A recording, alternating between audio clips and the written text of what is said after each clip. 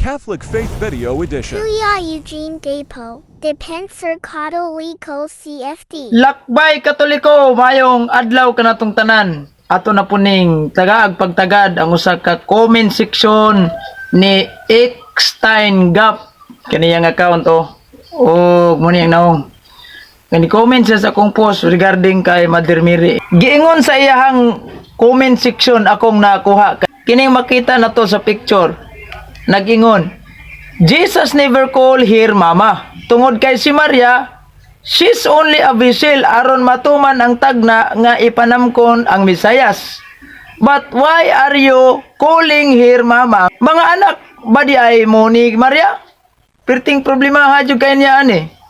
So dunay tulo ka punto nga atong tubagon ani. Una, wala ba gyud tinuora nagmama si Kristo? Kay mao ni mga rason sa mga taong kulang og tuon, kulang sa basa sa Biblia. Atong uting kayon ang Biblia kung wala ba gyud nagmama si Kristo. Unang version, kining the Clear Word Paraphrase Bible. Usa ni siya ka paraphrase nga gihimo ni Jack J. Blanco kaning niya sa Adventist nga site nga ilahan ni si Jack Blanco. Usa ni siya ka former din sa Adventist College. Unsa may gilitok ni Kristo adtong kasal sa Kana nga di na yang ginikanan. Si Pastor Bacalares silang pastor ba wala katubag og kinsay gikasal. Akong gipangutana sa dihang disulod ko sa iyahang programa pangutana pastor know-how in town kayo. Morning normal na pod sa ilang mga membro nga wala po din taon na sayod. Di ba? Normal din taon kayo. Munang advice na ko ninyo, ayaw mo pagsaligan ng inyong pastor kay tudloan ra magdili mao. Take note baya, nasa Biblia, mabasa na to sa Malatias kapitulo 2 bersikulo 7 niingon. Katungdanan sa mga pare ang pagtudlos matuod nga kaalam may tungod sa Dios. Kinahanglan adto kanila ang katawhan magpakisayod bahin sa akong kabubuton kay sila mauman ang sinugo sa Ginoo nga labing gamahanan. Dili gyud unta sa pastor, sa pare gyud unta. Klaro kayo ang giingon sa Biblia, dili sa pastor kun dili sa pare. Mao nang di kita pwede magpakisayod sa pastor kay tudloan gyud tag di mao. Og tan-awan ning ilang mga membro nangabugo. Walay alamag. Una ang Biblia atong basahon. The Clear Word Paraphrase.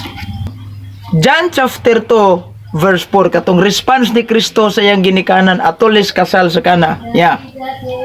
Jesus answered, "Mother, I love you." No? Klaro kayo? Mother, I love you. Niingon man lagig mama, ingon ba?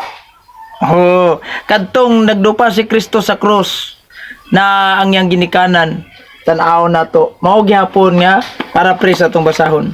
San Juan kapitulo 19 bersikulo 26 padulong 27. When Jesus saw his mother in tears and John the disciple trying to comfort her, he said, "Mother, don't cry.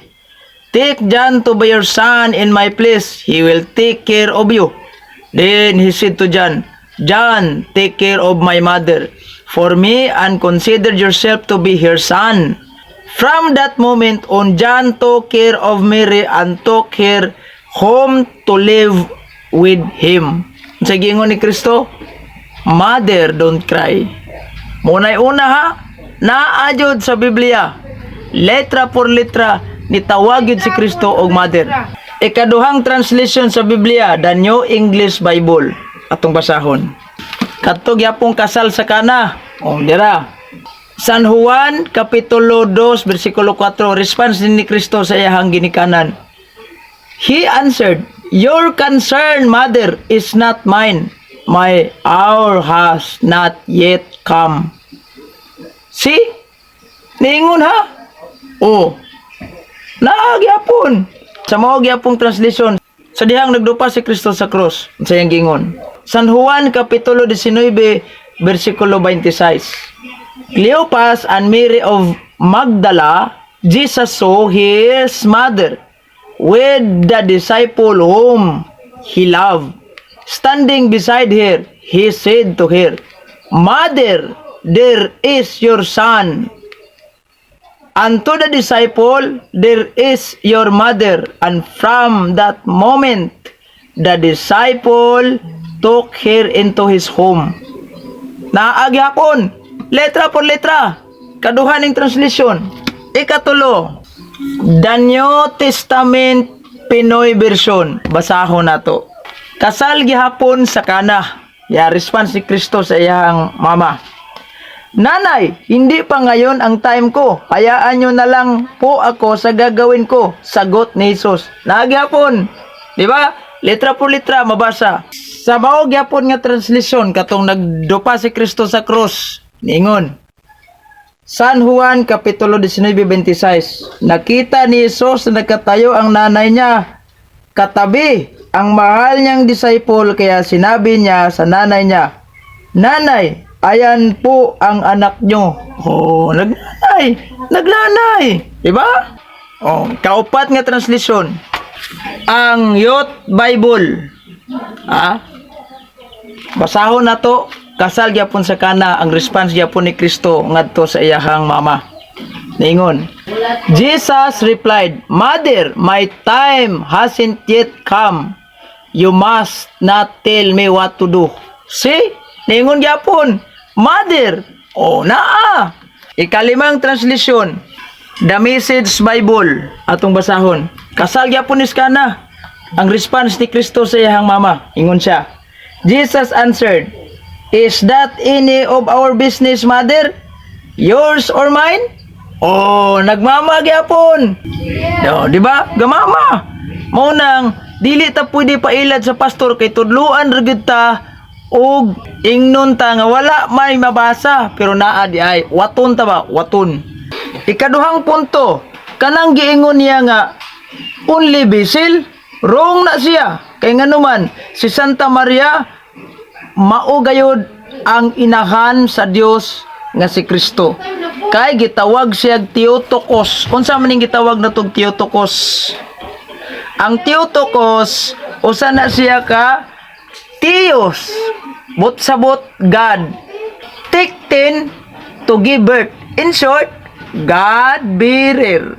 Kaya nga naman, ang iyang giburos Dios, si Kristo. Dios, dili yawa, dili ordinaryong tao. That's why nahimo siyang inahan sa Dios. So, ikatulong punto, nganong mamata nga di man ta mga anak niya in biological o man ta niya giburos tungod kay ni ang rason.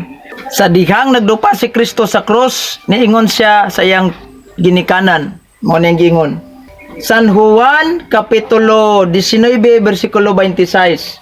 Sa pagkakita ni Jesus sa iyang inahan og sa tinun-an nga iyang gimahal nga nagbarog didto, miingon siya sa iyang inahan, Babayi, aniya ang imong anak. Unya miingon siya sa tinun-an, aniya ang imong inahan. Ug sukad niadto gipatipon si Maria pagpuyo sa tinun-an.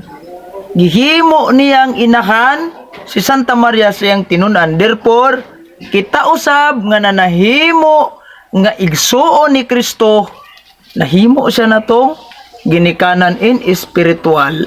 Dili kay biological nga giburos ta niya, dili.